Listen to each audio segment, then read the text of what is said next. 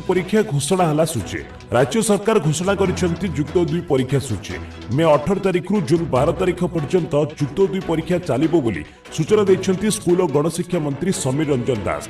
सेहीपरि मे 28 तारिख रु धंदामूलक शिक्षा परीक्षा आरंभ हेबो। एने मंत्री कहिसेंती जे कला विज्ञान और वाणिज्यर परीक्षा हेबो। थियोरी भी एई तारिख मध्यरे हेबो बोली मंत्री सूचना दैछंती। ता सहित मे 28 रु धंदामूलक परीक्षा आरंभ हेबो बोली से सूचना दैछंती। तेबे रिजल्ट केबे प्रकाश पाइबो से नै एपर्यंत किछि कहिबो नै बोली मंत्री कहिसेंती। एथर साइंस परीक्षा इंग्रजी रु आरंभ न होई फिजिक्स रु आरंभ हेबो कारण जो पिला माने अलगा एंट्रांस बा सेंट्रल प्रवेशिका परीक्षा दियंतु सेमानक परीक्षार तारीख को देखि एथर एपरि निष्पत्ति निया जाइछि बोली गणशिक्षा मंत्री सूचना दैछंती। नंबर 2 ग्रीष्म प्रभाव रक्षा पाई सरकार जारी कले सतर्क सूचना। ग्रीष्म प्रभाव बर्तिबा पाई सरकार सतर्क सूचना जारी करिसेंती। एसआरसी प्रदीप कुमार जेना समस्त जिलापाल को चिट्ठी लिखिसेंती। चिट्ठी से लिखिसेंती जे हिट वेव को प्रतिहत पाई सचेतनता करा जिवो। जलभाव अंचल में पानीय जल व्यवस्था करा स्कूल और कॉलेज खोला रहुतिबारु पानीय व्यवस्था को गुरुत्व दिया जिवो। सेबली स्कूल कॉलेज को प्रचुर परिमाण ओआरएस पहुंचा जिवो। एसआरसी श्री जेना कहिसेंती जे सबु शिक्षानुष्ठान छात्र छात्री को परिवहन व्यवस्था उपरे गुरुत्व दिया जायछि। छात्र छात्री को मध्य क्लास रे हिट वेव संपर्क में सचेतन करा जिवो। सेहीपरि केवल सकाळ बेला अंगनवाड़ी केन्द्र खोलिबो। जीवन रक्षाकारी औषध सालाइन ओआरएस प्रचुर परिमाण में रखाजिबो बोली कुहाଯାଇଛି। यात्री परिवहन गाड़ी रे रहिबो ओआरएस ओ पानी। नंबर 3 मार्च पहला युक्त 3 प्रथम वर्ष पाठपढ़ा ऑनलाइन में पढ़िबे छात्र छात्री। आसंता मार्च 1 तारिख ठारू युक्त 3 प्रथम वर्षर छात्र छात्री ऑनलाइन में पाठपढ़ा आरंभ हेबो। एने बुधवार उच्च शिक्षा विभाग प्रमुख सचिव शाश्वत मिश्र विश्वविद्यालय कुलपति और सरकारी और घरोई महाविद्यालय अध्यक्ष मानक चिठी लिखिसेंती। राज्यर स्नातक स्नातकोत्तर शेष वर्षर छात्र छात्री 2021 जनवरी 11 तारिख ठारू ऑफलाइन में पाठपढ़ा आरंभ हो जाइछि। सेहीपरि 2021 फेब्रुआरी 10 तारिख ठारू स्नातकोत्तर प्रथम वर्ष और 3 वर्षीय स्नातक पाठ्यक्रमर द्वितीय वर्ष छात्र छात्री 4 वर्षीय स्नातक पाठ्यक्रमर तृतीय वर्षर पिलांक पाठपढ़ा ऑफलाइन माध्यम आरंभ हो जाइछि। नंबर 4 वयस्कों को टीका पाई जारी हैला गाइडलाइन। मार्च 1 रु वयस्कों को टीकाकरण नहीं गाइडलाइन जारी कर दैछि। स्वास्थ्य विभाग एससीएस जिलापाल को गाइडलाइन पठाइछन्ते। रविवार छाड़ी सप्ताह 5 दिन टीकाकरण करा जिवो। अतिरिक्त टीकाकर्मी और जांचकारी को चिन्हट करी तालीम दिया जिवो। प्रति ब्लॉक और सहरांचल में 6 रु 7 मोबाइल टीका टीम रहिबो। अन्य स्वास्थ्य सेवार लागिथिबा एएनएम को टीका काम रे लगा जिवोनी। ब्लॉक स्तर रे टीका गच्छित रखा जिवो। जोगाण कार्य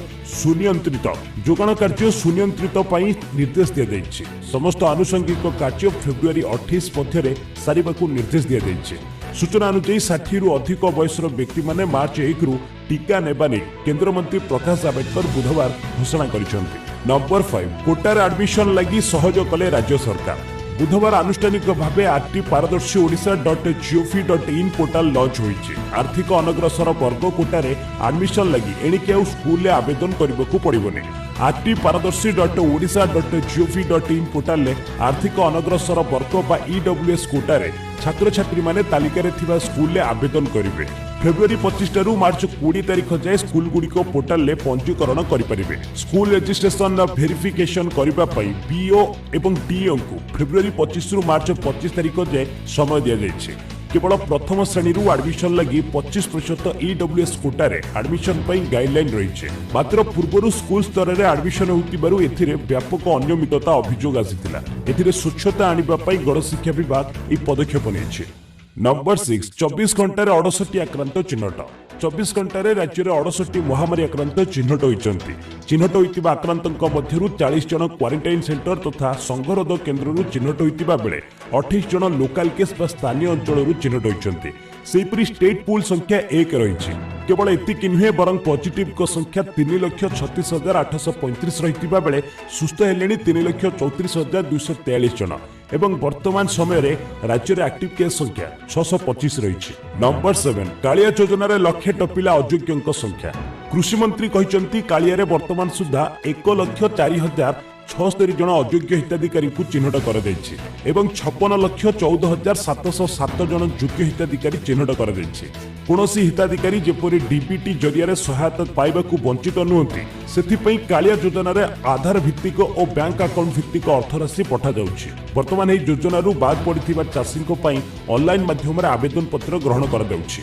अनियमितता दृष्टि रखी सही आवेदन पत्र गुड़िक आंचलिक और राज्य स्तर में जांच कर तापर प्रकृत हिताधिकारी चयन कर कृषि मंत्री गृह स्पष्ट कर कालिया योजन वर्तमान सुधा 36,50,873 जन क्षुद्र एवं नाममात्र चाषी और 17,04,733 जन भूमिहीन चाषी परिवार उपकृत होइचंते।